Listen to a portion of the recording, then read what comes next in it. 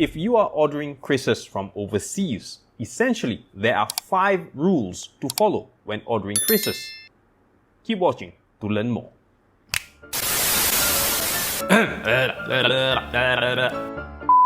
I need to powder my nose or something?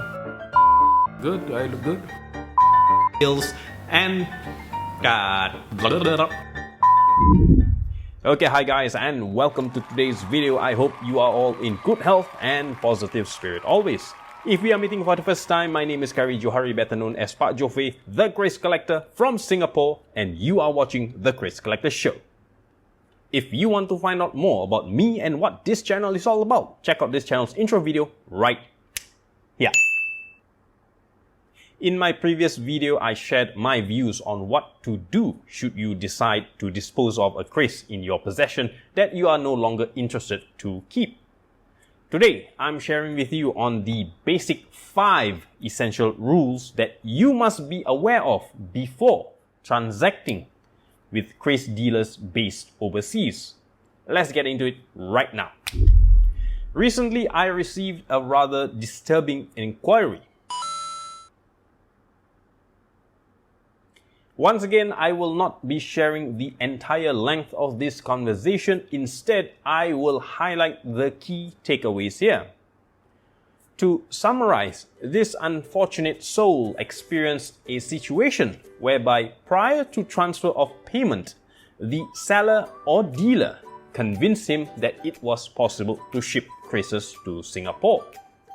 However, after transfer was made, the story changed and that he is unable to send krises without a valid permit.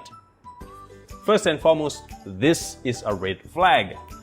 In this instance, I can only advise the poor chap to resolve this matter with the dealer. This transaction has nothing to do with me. If it was conducted without thinking things through, then unfortunately, it is not my concern. As much as I empathize his predicament, however, free information I have provided publicly. If you are unable to perform some due diligence and research, then unfortunately you will have to feel the pain of such an inconvenience. As the saying goes, common sense is the most uncommon thing. On that note, I guess I'll have to assist you with a set of checklists on what to do when making a purchase of a kris or any other aged weapon types from overseas. Now, a quick disclaimer, this applies if you are residing in Singapore. If you reside elsewhere, you might want to tweak it a bit to match with what your regulatory authorities dictated in print. So, without further ado, here we go. Now, the first rule. Rule number 1. Refer to my very first video, you can catch it right here. The second rule, do your due diligence on the dealer before, I repeat, before transacting with them. Find out more on the credibility and integrity first. The third rule, we are only concerned with the importation of the item into Singapore, meaning if it is coming from outside of Singapore, addressed to us, it is our concern. However, from the dealer's end, that would be deemed as an export of item classified most likely as arms. Anything being exported out from their home country, it has nothing to do with us. If the dealer is credible and experienced, they would know the process. If they are asking you instead for advice, then walk away. Do not waste your time. The dealer needs to do their own due diligence.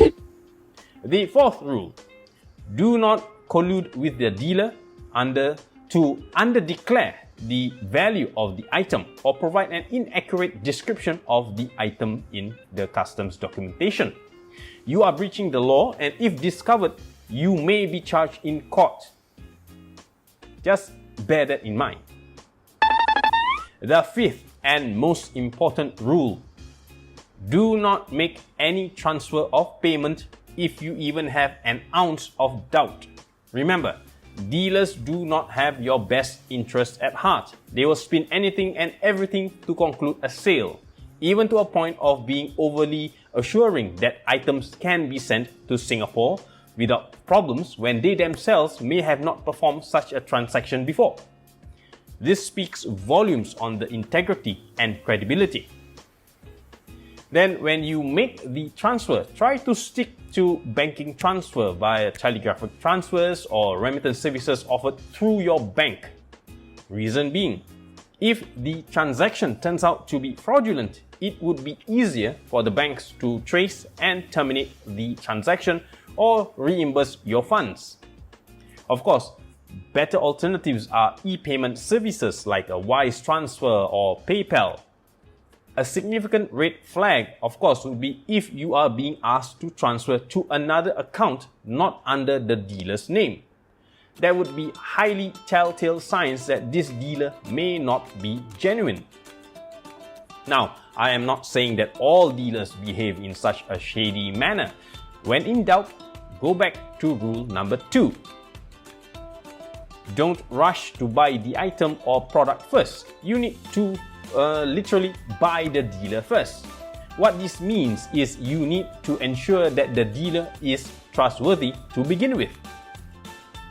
So to conclude today's video, I have mentioned this in my past videos. Do not rush yourself into making a craze purchase.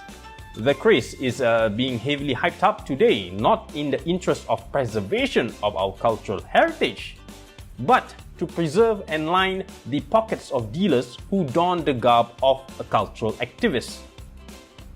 The sad reality of today's market is that it has been flooded with too many poor quality mass-produced crazes. As mentioned and confirmed by Ustaz Jamal in my earlier video, if you are really a fan of this art and truly wish to preserve the true heritage of the Malays, go for the real deal. A fake or a replica, no matter how close it looks like to the real thing, there will always be someone who are learned and experienced enough to identify it. So, spare yourself future embarrassment. You don't want to be a laughingstock to your own future grandkids when they discover that their granddad kept a lousy fake craze and claims it as a family heirloom. We should not be leaving behind a legacy of lies.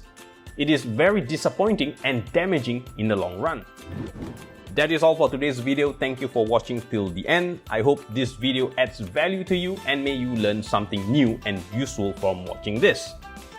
I look forward to reading your feedback in the comment section, so please feel free to leave me your comments and I will personally reply to you.